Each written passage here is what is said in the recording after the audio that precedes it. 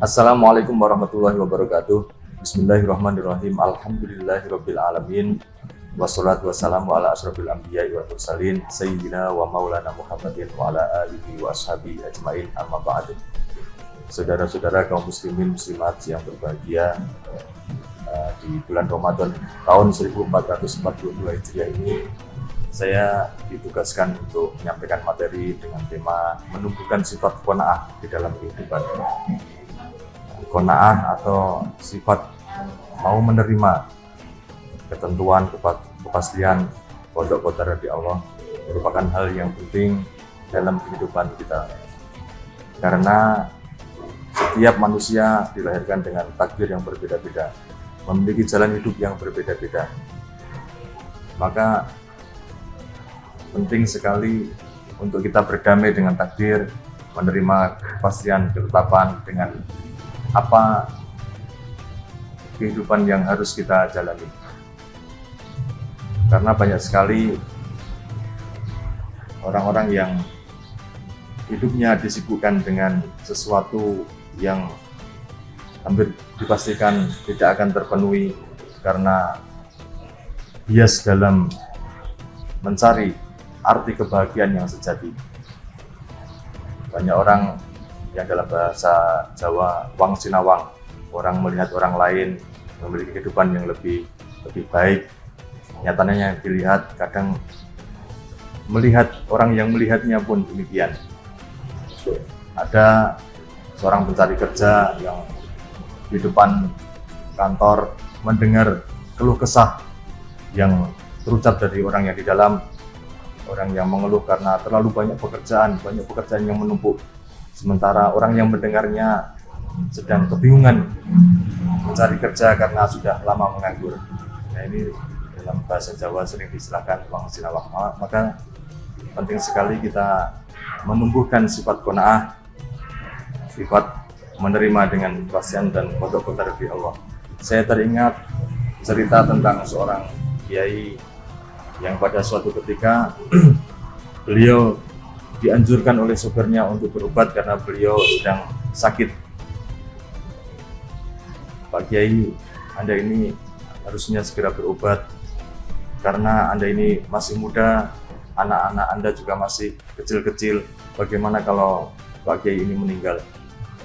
Pak Kiai ini tidak berkenan, bukan karena ucapan atau anjuran untuk berobat, tapi karena apa yang dikatakan oleh sopirnya ini seolah tidak sesuai dengan apa yang diyakini oleh beliau. Kemudian beliau mengingatkan supirnya, "Bos, jangan berkata seperti itu. Seandainya saat ini saya meninggal, jadi ketika apa yang sudah dipastikan atau ditakdirkan oleh Allah terjadi, seandainya saat ini pun saya meninggal, maka itu adalah takdir yang terbaik, maka itu adalah sesuatu yang terjadi yang terbaik. Tidak ada yang lebih baik atau lebih baik lagi." Jadi beliau meyakini apa yang sudah dipastikan, sudah diputuskan, sudah ditetapkan oleh Allah sebagai sesuatu yang terbaik. Ini sama dengan apa yang diriwayatkan dari Nabi besar Muhammad SAW. Pernah suatu ketika beliau dimintai nasihat oleh salah seorang sahabat yang meminta, "Ya Rasulullah, nasihatilah saya," atau minta nasihat kepada beliau. Kemudian beliau memberikan nasihat, "Engkau jangan pernah mempunyai prasangka yang buruk atau suudzon kepada Allah Subhanahu wa Ta'ala." Kemudian beliau menatap ke arah langit sambil tersenyum. Sahabat ini penasaran lalu bertanya, apa gerangan yang membuat Rasul tersenyum? Maka kemudian Rasul bersabda, "Aku sungguh kagum dengan apa yang menjadi takdir dari Allah Subhanahu wa Ta'ala terhadap seorang yang beriman. Seandainya orang yang beriman atau seorang mukmin itu menerima takdir atau kepastian yang baik, maka dia akan bersyukur dan menganggap bahwa takdir Allah adalah yang terbaik. Demikian pula ketika takdir itu merupakan hal yang memberatkan atau menyulitkan bagi kehidupannya, maka mukmin tersebut juga akan tetap menganggap bahwa takdir Allah itu adalah hal yang terbaik, yang pantas untuk diterima olehnya." Jadi Rasul kagum terhadap itikad atau keyakinan orang yang beriman bahwa semua takdir, semua yang terjadi merupakan hal yang terbaik. Maka penting sekali untuk kita jadikan pengingat bahwa apa yang terjadi kepada kita, apa yang digariskan kepada kita oleh Allah merupakan hal yang terbaik. Jangan sampai kita menuruti hawa nafsu dalam mencari kebahagiaan. Karena ketika kita meminta petunjuk terhadap nafsu tentang apa arti kebahagiaan, maka ujung-ujungnya pasti akan kita diarahkan terhadap pernyataan bahwa kebahagiaan adalah sesuatu yang tidak ada.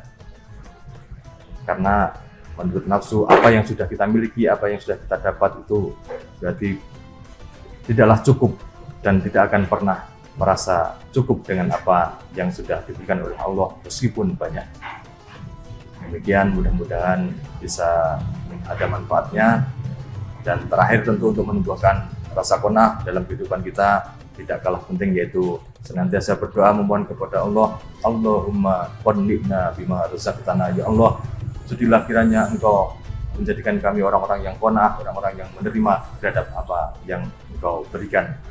Demikian, wallahu muwaffiq. Wassalamualaikum warahmatullahi wabarakatuh.